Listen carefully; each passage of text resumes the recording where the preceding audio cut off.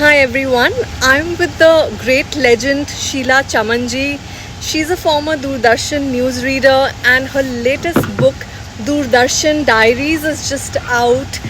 Sheila ji, let me know what exactly inspired you to write this fantastic book of memories. It was really going down memory lane, I must say. It was a wonderful exercise, reliving those wonderful moments, ups and downs, the black and white era where we had no amenities, very few so-called things to help us move on, and yet we surfaced and survived successfully.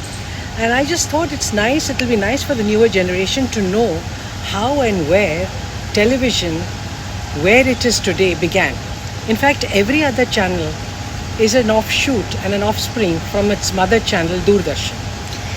You know, nowadays there's a lot of clutter on television, and Doordarshan was one of the finest cultural memories that India has ever seen.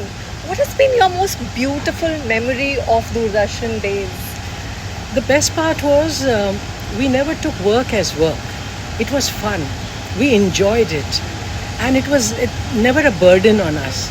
मतलब जिस दिन news होती थी या जिस दिन presentation करनी होती थी, we got down to dressing up, getting our saris on, and just going there, putting on the makeup, saying our things confidently. Another thing I learned from Doordarshan was good memory training, because we didn't have auto cues and teleprompters. तो जो कुछ बोलना था याद करो, memorise करो और फिर कैमरा में देखो और कहिए नमस्कार, आइए हम आपको आज के कार्यक्रमों से अवगत कराते हैं, ब्ला ब्ला ब्ला ब्ला ब्ला. No auto cue. Fantastic.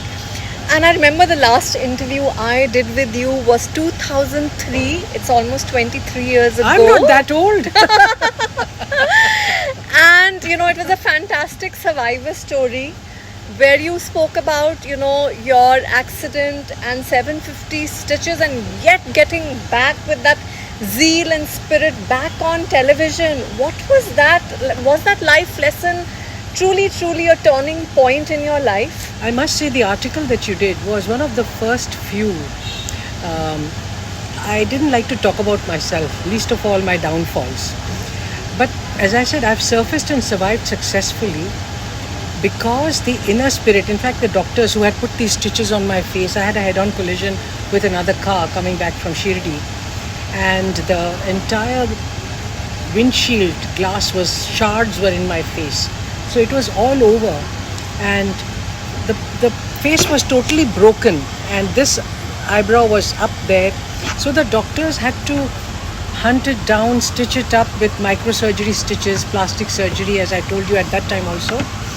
And as they said, it more than the medication, it was the inner spirit and will that made me get on.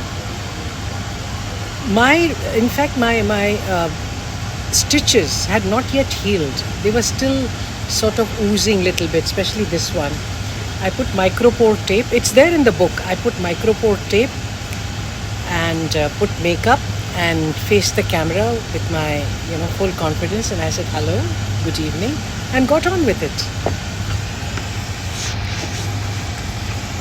Fantastic. Who do you really enjoy watching on television and news these days? Really enjoy? I think news has become a cacophony of tantalizing, titillating, and screaming. The person who talks the loudest and the mostest is supposed to be the highest. But news, the credibility of news comes when it's delivered in a very serious, संजीदे tone में, जिसे कहते हैं ना, अपना news is serious business.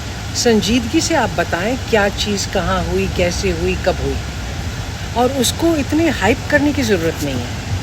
So I think today's newscasters need that little bit of lesson in toning down.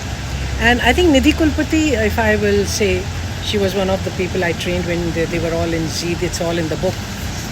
She really came across as very calm, composed and confident. And yes, news credibility seemed to come out of her when she delivered it. Great. Thank you so much for this interaction. Thank you, Nona. How wonderful to be back with everyone. I know you guys are high tech today. This is my first social media interaction with everyone. Thank you.